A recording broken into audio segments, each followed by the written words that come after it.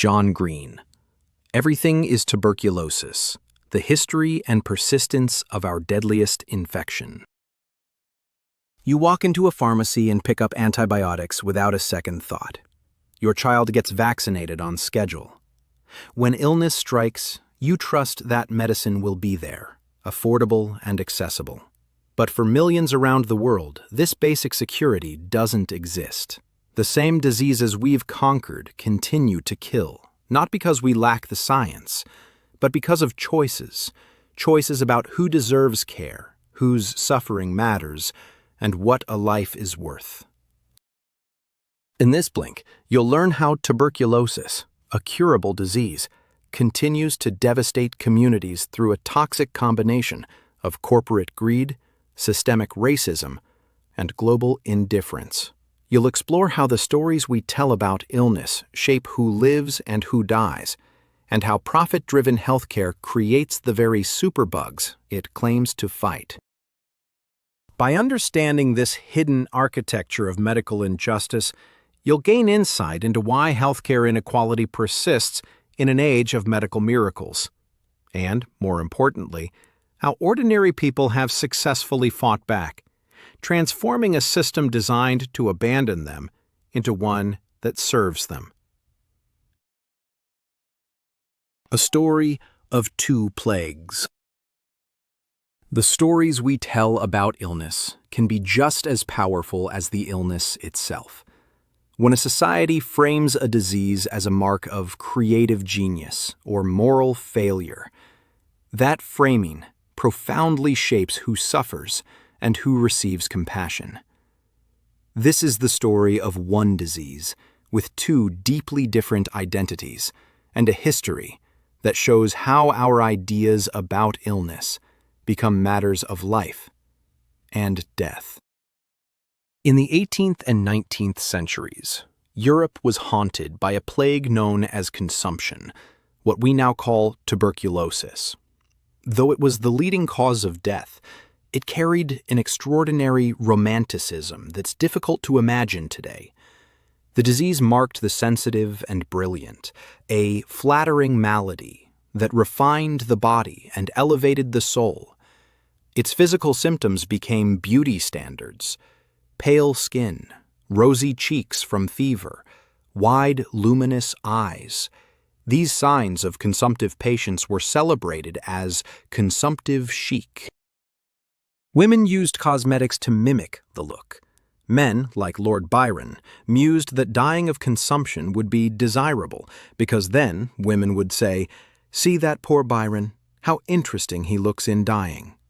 This romanticized illness was considered a white man's plague, evidence of the so-called master race's delicate and superior constitution. Then, in 1882, everything changed. A German doctor named Robert Koch proved consumption was caused by a bacterium. The romantic narrative instantly collapsed, replaced by fear. The same disease, now clinically named tuberculosis, was completely rebranded. Gone was the flattering malady of the elite. In its place, a contagious illness of filth, poverty, and depravity. This news story was immediately weaponized. The same white medical establishment that had claimed the disease as proof of superiority now used it as a tool of oppression. Doctors argued that high tuberculosis rates among Black Americans and indigenous peoples stemmed from racial weaknesses rather than racism, poor housing, and malnutrition. This lie had deadly consequences. In Canada, Indigenous children forced into residential schools died from TB at rates of 8,000 per 100,000, almost unprecedented in human history, due to deliberate neglect and mistreatment. The story society told about tuberculosis had become a form of violence. This legacy of stigma and neglect has a human face. You can find it today at Laka Government Hospital in Sierra Leone, a former leprosy isolation facility where patients are housed in rooms resembling prison cells. There, you might meet Henry Ryder.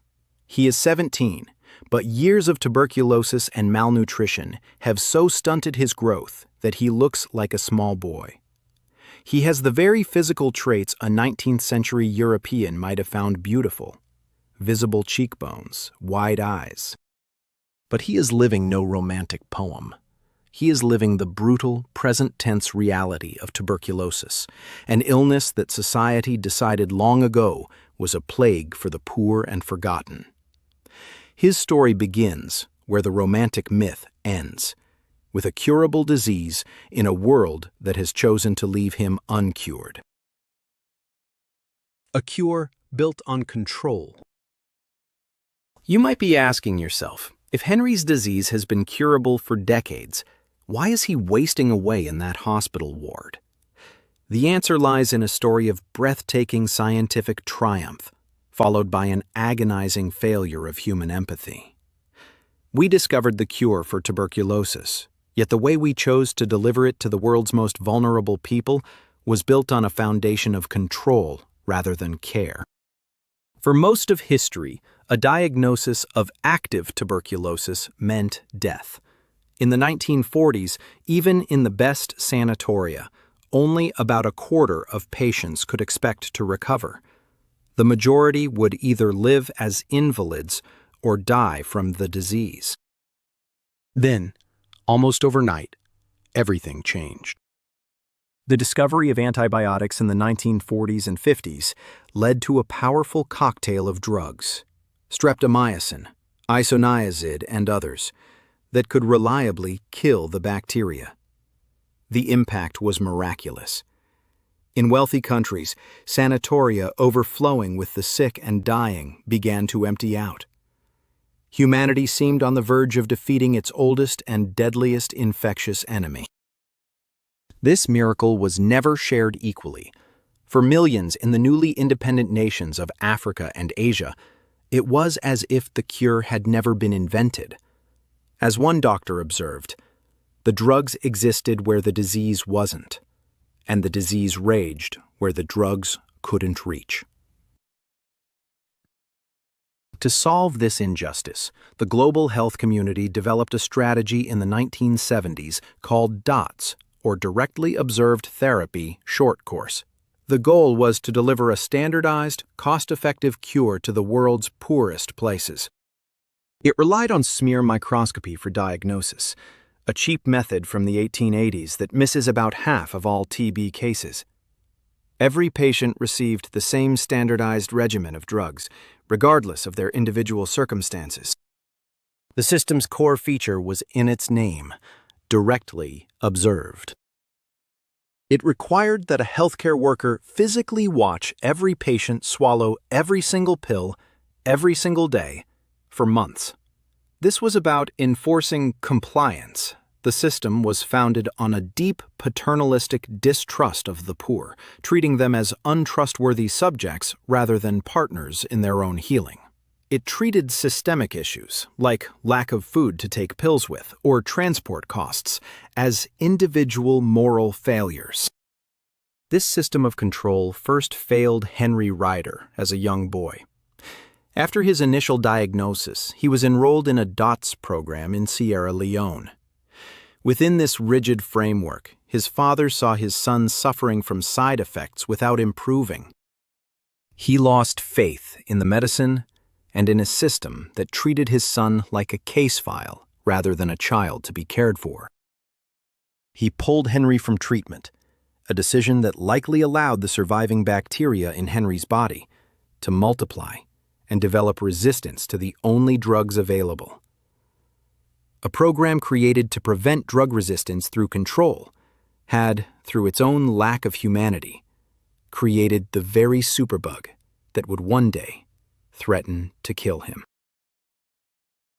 The price of a life.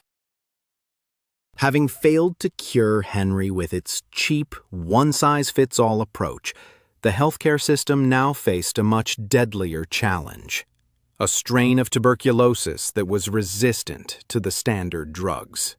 To save his life would require more advanced tools and newer medicines. But in global health, advanced often means expensive. and Henry was about to discover that his life was caught in a battle against both a bacterium and a balance sheet. The first barrier was information. To fight a drug-resistant infection, you have to know which drugs the infection resists. A modern medical wonder called the Gene Expert machine can do exactly that, identifying TB and its specific resistances within hours. But the company that makes it, Cepheid, uses a razor blade business model. They sell the machine at a small profit and then charge huge markups on the single-use test cartridges required to run it. The price of a single cartridge can be more than half of what Sierra Leone spends on a person's entire healthcare for a year. This profit-driven scarcity meant Henry was never properly tested as a child. He was treated for years with the wrong drugs, a pointless ordeal that allowed the infection to fester, spread to his lymph nodes, and become even stronger. Now, hospitalized at LACA, he needed a different kind of cure. A newer, safer, and more effective drug called bedaquiline existed. It could be taken as a simple pill and offered him his best chance at survival. But Henry couldn't have it. The drug was owned and patented by Johnson & Johnson, which used its monopoly to charge a price far out of reach for Henry's country. So instead of a safe pill, Henry was put on a toxic cocktail of older drugs known as the injectables. One of them, kanamycin, is notorious for causing irreversible hearing loss. Soon enough, the inevitable happened. Henry woke up one morning unable to hear out of his left ear, a permanent disability he would carry for the rest of his life. This was a preventable injury inflicted by a corporate patent. Thousands of miles away, in India, a young activist named Shreya Tripathi was fighting the same battle. She, too, had an extensively drug-resistant form of TB and knew that bedaquiline was what her body needed. She was denied it for the same reason: cost. But Shreya fought back. She sued the Indian government for her right to access the life-saving medicine, seeking justice for herself and all who would come after her. In a landmark ruling, she won, forcing a policy change that would eventually help make the drug more available globally. The victory came too late for her. By the time she received her first dose, her lungs were too scarred and destroyed. The medicine killed the bacteria, but her body had already been lost. Her story, like Henry's suffering, makes the injustice terrifyingly clear. In the modern fight against tuberculosis, the deadliest superbug is a system that places a price tag on a human life and then decides you cannot afford it. A global system of neglect. You might be wondering how we built a world where a company's patent can be valued more than a person's life. The answer lies in a global mindset of neglect, a system that creates self-perpetuating cycles of suffering and then blames the victims for their inability to escape. This is the logic of the vicious cycle. Tuberculosis is an engine of poverty that rungs on poverty, a disease of malnutrition that by suppressing appetite and draining the body of resources causes further malnutrition. It preys on weak healthcare systems and then weakens them further by sickening health workers and consuming scarce resources. In this vicious cycle, the disease travels along the well-worn paths of injustice, deepening and broadening those paths, making them steeper and harder to climb. This self-reinforcing loop of despair results from a global order that has repeatedly chosen to look away. You can see the devastating effect of this cycle in the collision of two of the deadliest pandemics in history, HIV and tuberculosis. In the early 1980s, physicians in sub-Saharan Africa began noticing something terrifying. Young patients were dying of TB with a speed they had never seen before, in weeks rather than months or years. They were witnessing the emergence of HIV, a virus that destroys the immune system, giving latent tuberculosis the perfect opportunity to explode into a swift and deadly active disease.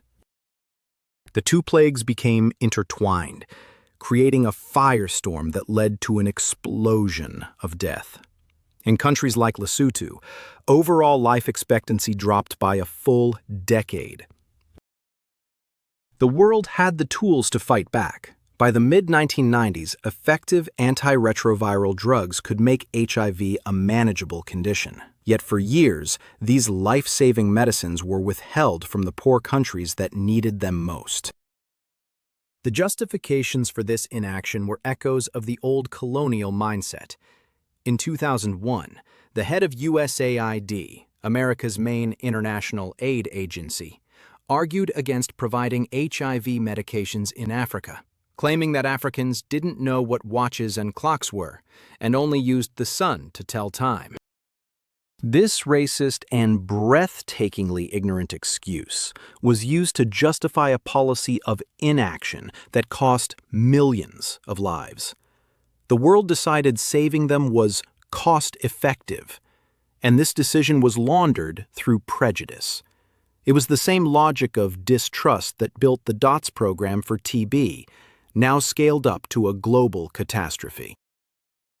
The tens of millions of people who died during those years were victims of choices. Choices to protect patents, to hoard resources, and to believe that some lives are worth less than others. This is the global system of neglect that created the crisis Henry Ryder was born into. His suffering and Shreya Tripathi's death were the predictable, heartbreaking outcomes of a world that has perfected the art of looking away.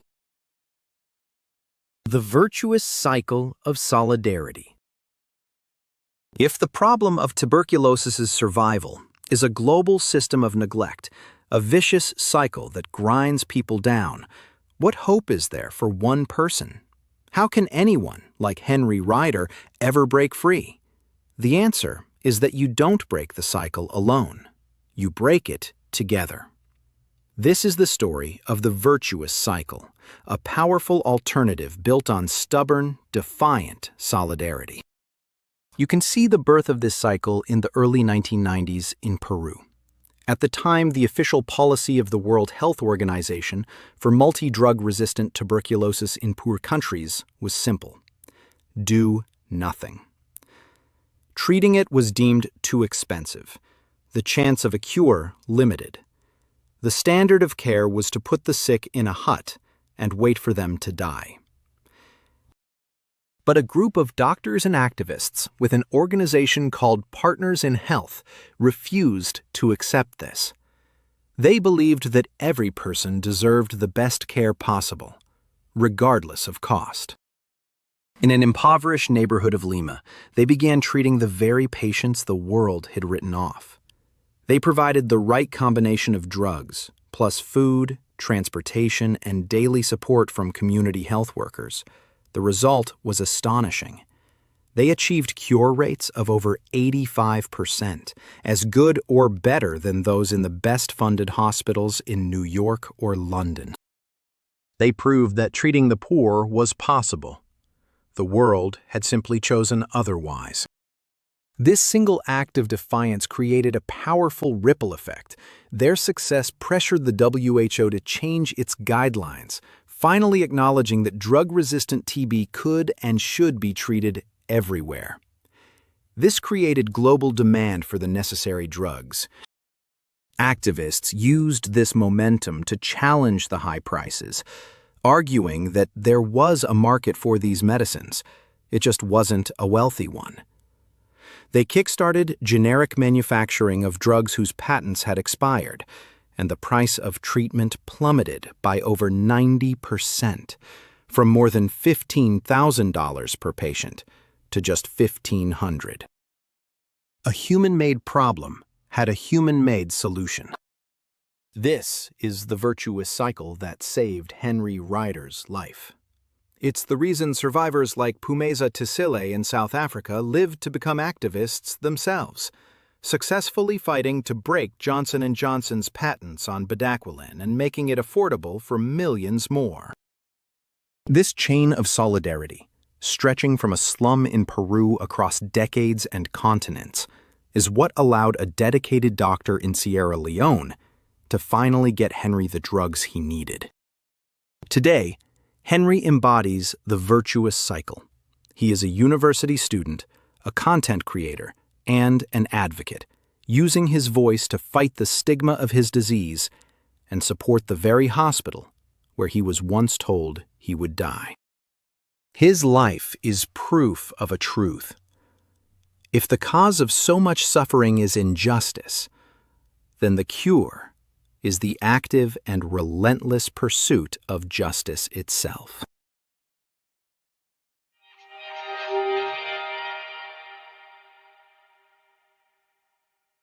In this Blink to Everything is Tuberculosis by John Green, you've learned that tuberculosis is not just a disease caused by a bacterium, but a story of injustice shaped by human prejudice, corporate greed, and systemic neglect.